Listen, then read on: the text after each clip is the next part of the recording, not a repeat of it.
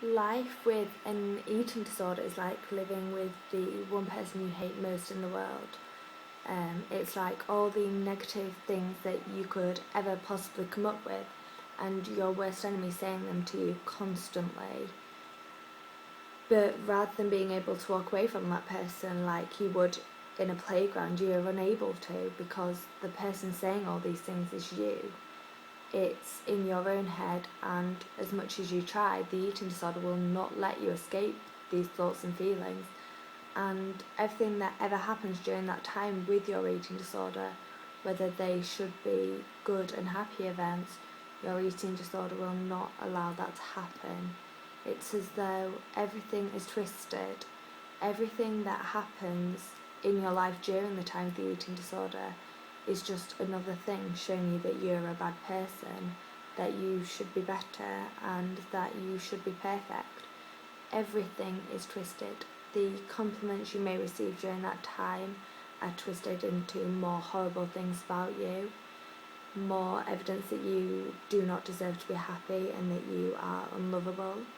It's almost as though the eating disorder is telling you all of these horrible things, but you are unable to recognise where the thoughts are coming from. So instead of turning away from the eating disorder like you should do, you run towards it because you think that it is the eating disorder that will make these things go away, that it will make you better, and as though with the eating disorder you are invincible, and that no matter what people say, the eating disorder will make you a better person and make the insults and the awful voices stop.